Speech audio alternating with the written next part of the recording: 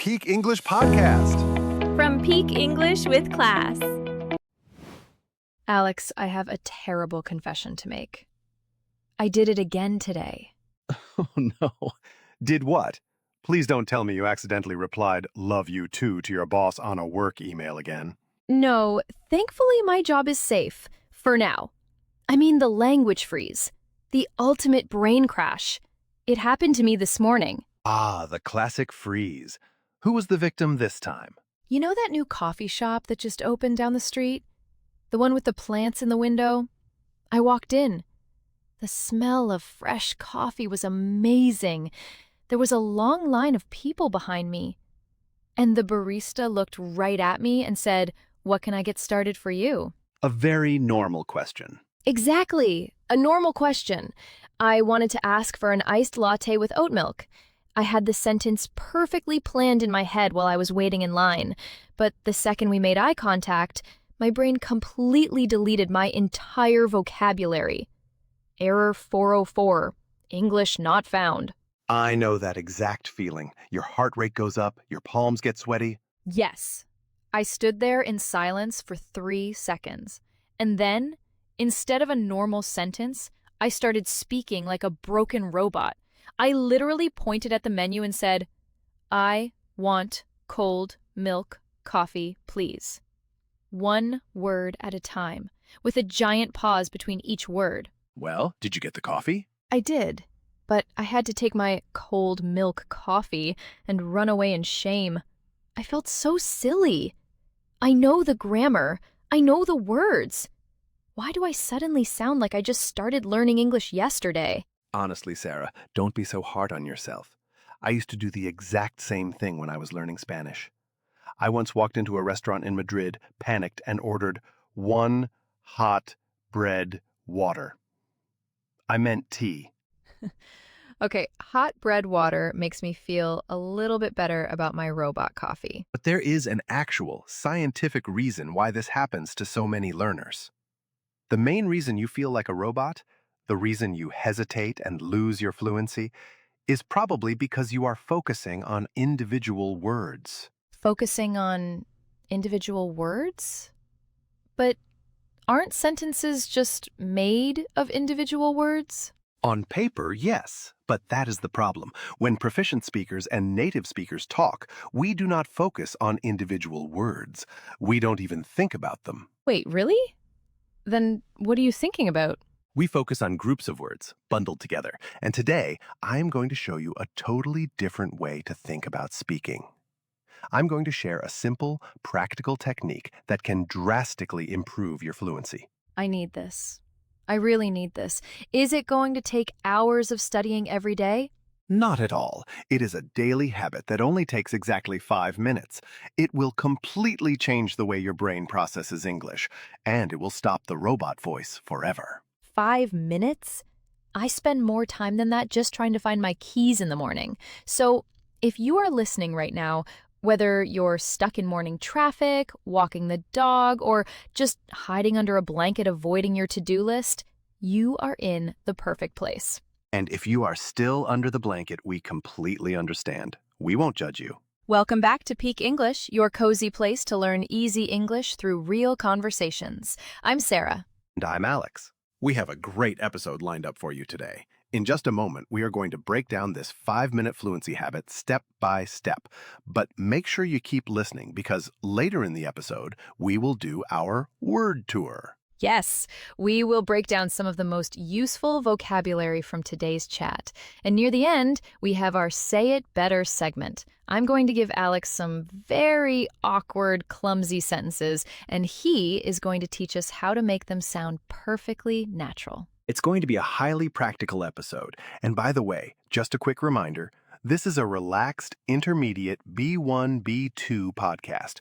If we speak a little too fast, or if you miss a phrase, just take a breath and keep floating along with the conversation. You don't need to understand 100% of the words to get the value. You can always replay it later. Exactly. We are just two friends hanging out in your ears. Before we get into the main topic, we love checking in with you guys. I am Sarah. I am currently living in the US, and today I feel Definitely a bit heavily caffeinated. We can tell. Hey!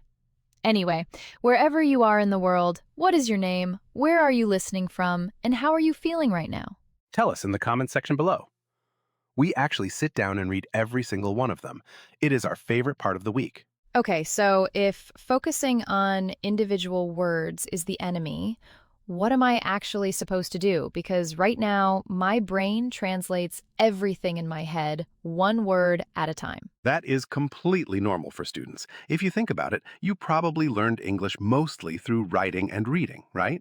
Oh, absolutely. Years and years of staring at textbooks and memorizing vocabulary lists. Exactly. And when you read, you see written words as separate, individual things. There are literal spaces between them on the paper. But when we speak in real life, we don't think in text, we think in sounds. Wait, what does that actually mean? Thinking in sounds? Well, let me take you back to my own early struggles. I was sitting at a crowded bus stop in Tokyo. I was trying to ask a local man if the bus went to the main train station. I had my little dictionary open. I was terrified. My heart was thumping in my chest, and I literally forced out the words, pausing between each one. This bus go station? Oh no. Did he understand you? He just smiled, bowed politely, and walked away. I realized right then that native speakers don't build sentences from scratch every single time. They use pre-built pieces. They focus on phrases of 2 or 3 words together. Pre-built pieces? You mean like snapping Lego blocks together? That's a great way to look at it. Or think about going grocery shopping. Let's say you want to buy bananas. Okay, I'm with you. If you pick up one individual banana, put it in your shopping bag, then take another single banana, boom. And another single banana, it is incredibly slow. And people in the store would definitely stare at you. They would, but if you just grab a whole bunch of bananas at once, it is much faster. It's the exact same concept with phrases. A phrase is just a group of words that are bundled into one single sound. This is the secret. It's called the chunking method. The chunking method. That sounds kind of funny, but it makes perfect sense. So a chunk is a bunch of bananas. Yes, for example, when I say the phrase, when I speak, I don't say, when I speak. I say it all together as one fluid sound, when I speak. When I speak. It sounds like one long single word. It almost sounds like Japanese. When I speak. When I speak. But because I think in sounds, it is much easier to speak fluently and naturally. That completely changes how I view sentences. And hey, if you are listening to us right now while you are folding laundry, waiting for a bus, or just taking a walk outside, I want you to remember this. Sometimes it's about learning the rules. Sometimes it's about practicing the vocabulary. And sometimes it's just about grabbing the whole bunch of bananas. Okay, I am fully ready to grab the bananas, but how do I actually find these chunks? Do I just make them up? We start with what we call grammatical phrases. Now, don't let the word grammar scare you. You know it does. The G word always gives me anxiety. Think of them as your foundation blocks. For example, look at common verb phrases like I tend to, I'm used to, or I find it easy to. Okay, those are very common. I hear people say I tend to all the time. Right. I tend to simply means I usually do something. It implies a habit. But instead of saying I tend to, we squeeze it into one sound. I tend to. I tend to. Exactly. Now add a small action chunk to it. Wake up early. Put them together. It tend to wake up early. Wow, that flows so much better. I didn't hesitate at all. Let's try another. I tend to eat a big breakfast, which is actually very true for me, mostly because my rescue cat Barnaby sits on the table and tries to steal my toast if I don't eat it fast enough. Barnaby is a menace. And eating a big breakfast is definitely not true for me. I tend to panic drink an espresso and run out the door.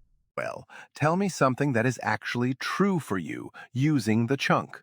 I tend to feel nervous before meetings. Perfect. That's 3 parts to the sentence, all flowing beautifully. Let's try the next grammatical chunk. I'm used to. Amused to. Like when something feels totally normal and comfortable for you. Yes, try combining it. I'm used to working alone. Amused to working alone. Or try this one. I'm used to living in the countryside. Amused to living in the countryside. It really does feel like snapping pieces together. I don't have to worry about the grammar inside the chunk because the chunk itself is already perfectly correct. That is the magic of it. You just adopt the whole phrase. Now for the third one. I find it easy to. I find it easy to. Yes, for me, I find it easy to cook. Okay, I find it easy to learn languages. No, wait, that's a lie. I find it easy to stay organized. Also a complete lie. Come on, Sarah.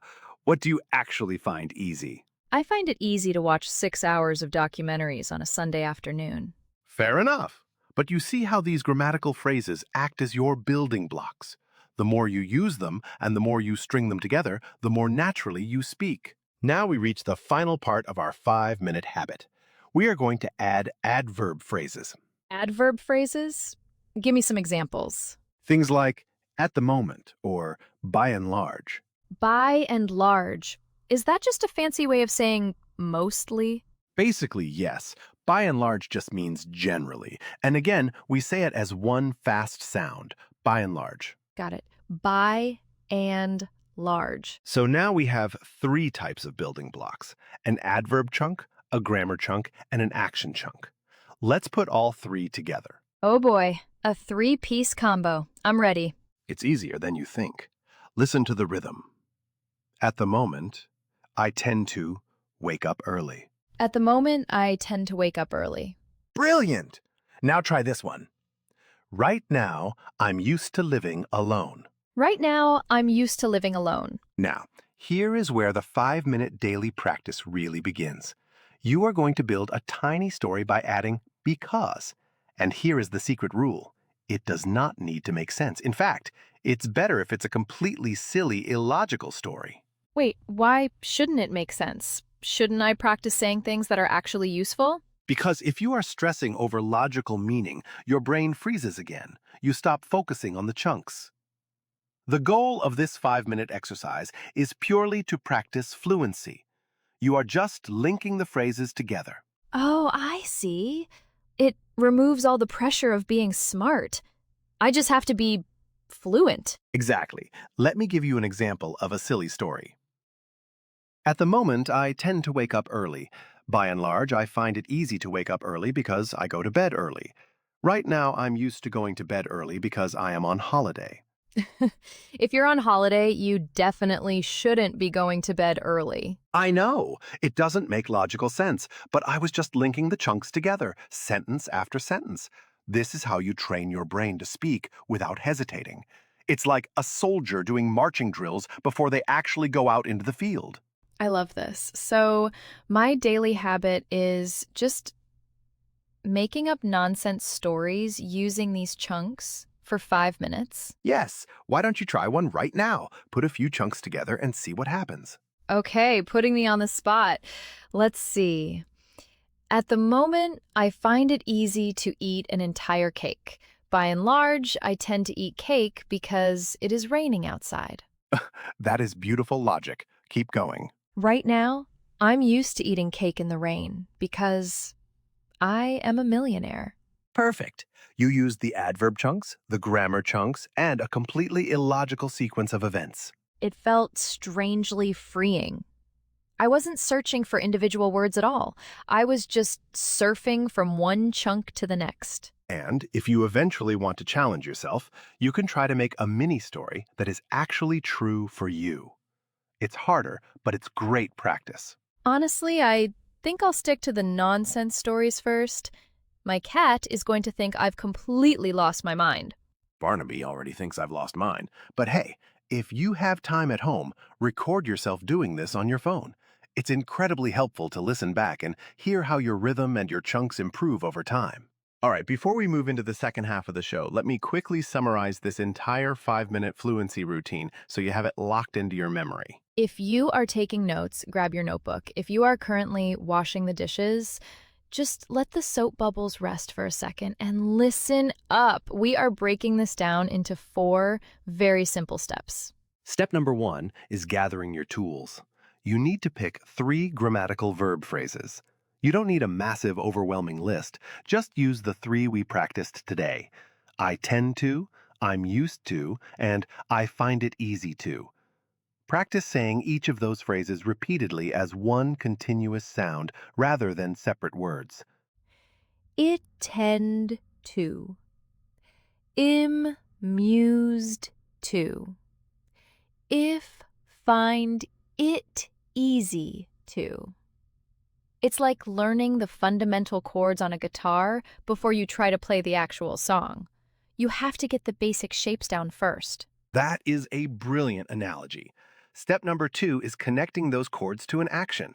Grab some basic action chunks and practice repeating them together. For example, I'm used to working alone.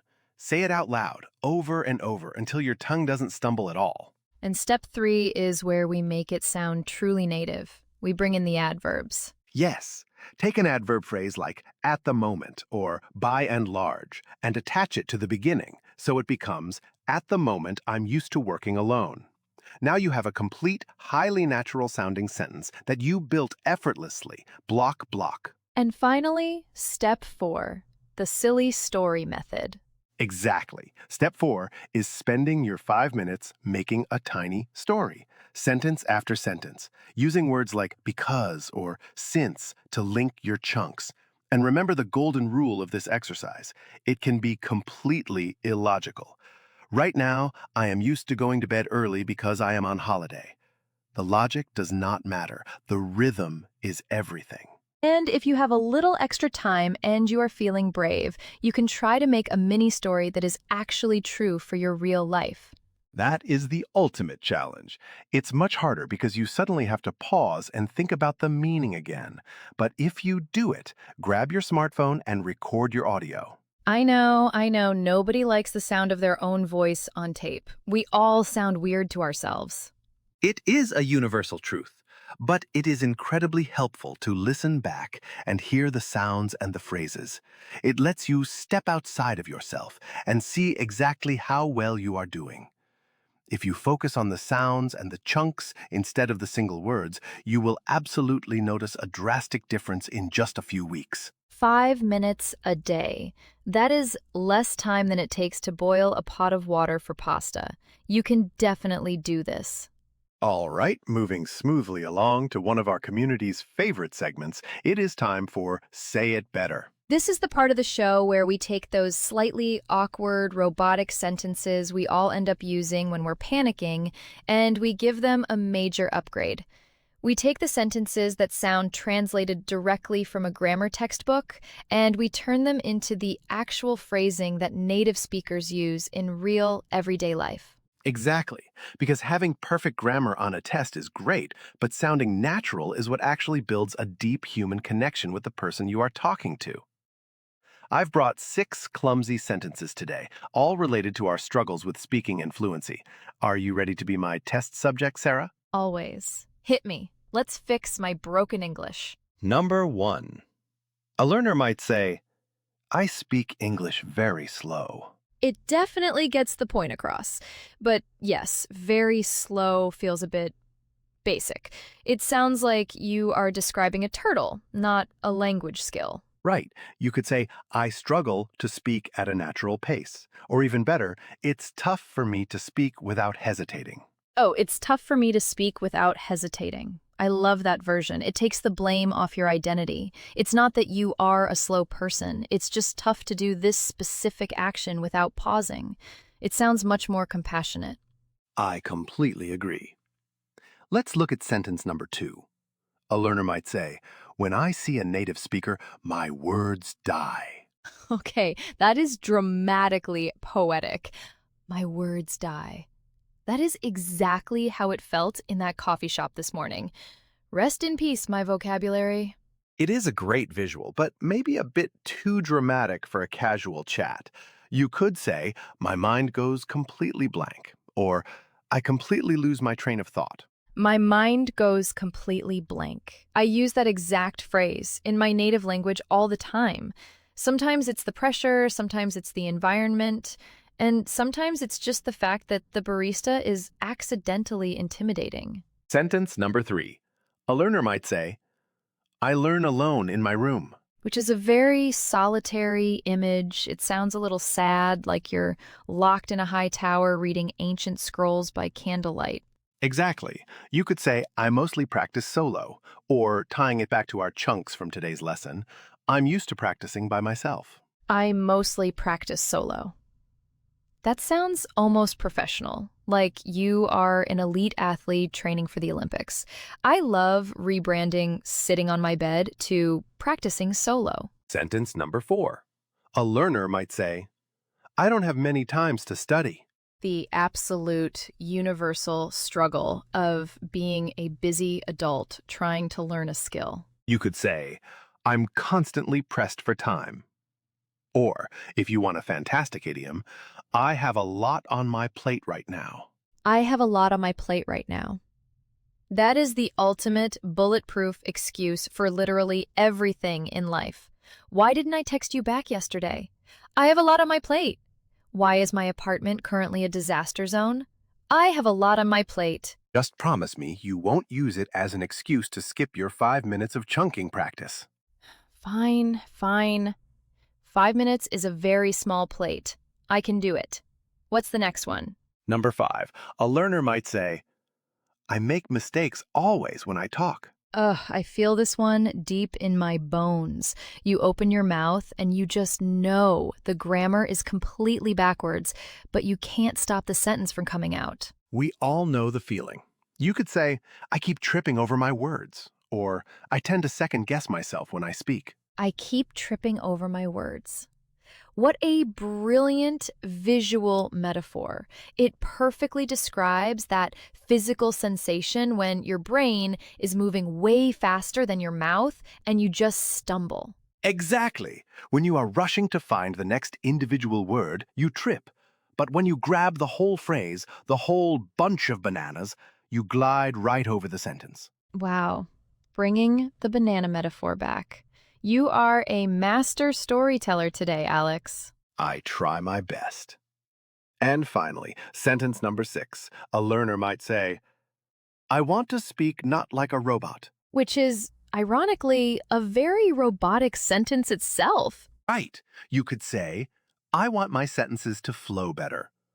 Or, I'm trying to sound more conversational. I want my sentences to flow better. That gives you the feeling of water moving smoothly down a stream, rather than a machine dropping heavy bricks onto the floor. I am definitely writing that one down.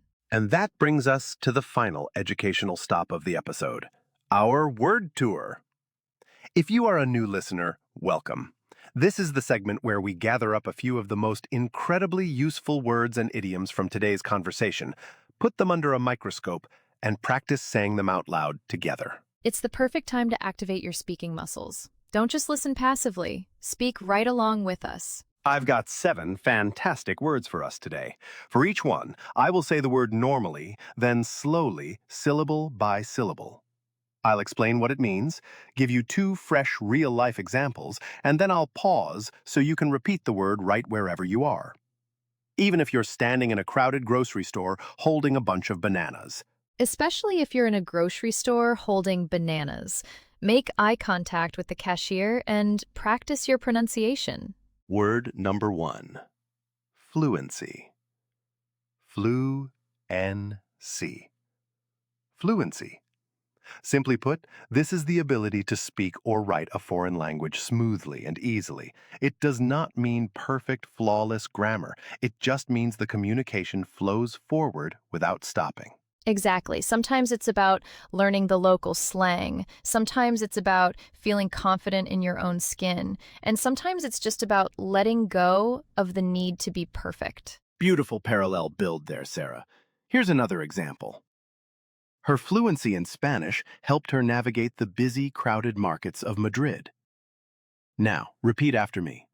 Fluency. Word number 2. Drastically. Drastically. Drastically. This is an adverb. It means acting in a way that is likely to have a strong, severe, or far-reaching effect. A massive, sudden change. For example, if you practice the chunking method every morning, your speaking rhythm will improve drastically. Or, after Sarah finally had her iced coffee, her mood improved drastically. I mildly resent that, but it is deeply accurate. I am a nightmare before caffeine. Repeat after me. Drastically. Word number 3 is actually one of the grammatical phrases we covered today. Tend to. Tend to. Tend to. This is a verb phrase. It means to regularly or frequently behave in a particular way, or to have a certain characteristic. It describes a built-in habit. For example, I tend to overthink things when I'm exhausted. Or whenever Alex is editing our podcast late at night, he tends to talk to his rescue cat Barnaby as if the cat understands English. Hey, Barnaby is a very supportive co-editor. He has great ideas. Repeat after me. Tend to. Word number 4. Overwhelmed. Overwhelmed. Overwhelmed. This is a powerful feeling. It means being buried or drowning under a huge amount of pressure, emotions, or tasks. It's the feeling that there is entirely too much happening all at once and you simply cannot handle it. For example, when I first moved to Tokyo, I felt completely overwhelmed by the complex subway system. Or, she looked at her massive inbox on Monday morning and immediately felt overwhelmed. Repeat after me. Overwhelmed. Word number 5. Hesitate. Hesitate. Hesitate. To pause before saying or doing something, usually because you are unsure, nervous, or doubting yourself. Sometimes you hesitate because you forget the right vocabulary word. Sometimes you hesitate because you are afraid of making a public mistake. And sometimes you hesitate because you just need a split second to breathe. Here is another example. Please don't hesitate to call my phone if you need any help with the project. Repeat after me. Hesitate. Word number 6. By and large. By and large. By and large. This is an adverb phrase that we used earlier. It simply means on the whole, everything considered, or generally. For example, by and large, the weather in my city is pretty warm during the summer. Or, there were a few minor audio mistakes, but by and large, the recording session was a huge success. Repeat after me. By and large. And our final word for today, word number 7. Proficient. Proficient. Proficient. This is an adjective. It means being highly competent or skilled at doing a specific task. You are very good at it because you have trained and practiced a lot over time. For example, he is a proficient speaker of 3 different European languages. Or, after months of disastrous practice, she finally became proficient at baking bread without burning the kitchen down. Repeat after me. Proficient. And look at that. We made it all the way to the end. Look at you. You showed up today, you listened to an entire deep dive podcast in English, and you put in the mental work. That is a massive win. We are incredibly proud of you. Whether you are washing the dishes, walking your dog in the rain, or just sitting on the couch letting our voices keep you company, thank you for letting us be a tiny part of your day. We know your time is valuable. If you enjoyed hanging out with us today and found this episode useful, it would mean the absolute world to us if you could tap the like button and subscribe to the channel. It tells the algorithm that real humans actually like this show, and it helps us keep making free, high-quality episodes for you every single week. And if you are fired up right now and want to keep practicing your fluency this very second, we've got the perfect next step lined up for you. If this episode helped you understand how to chunk your words, tap the next video on your screen right now to learn about how to improve your English speaking skills by yourself. It is packed with even more brilliant, simple habits you can do entirely solo in your living room. No speaking partner required. So go click that video, keep practicing your 5-minute silly stories, and remember to grab the whole bunch of bananas. This is Sarah. And this is Alex. You've been listening to the Peak English Podcast. Bye. Your progress doesn't end here. To continue advancing your Speak English skills, click on the next video or explore the additional videos we've thoughtfully selected for you.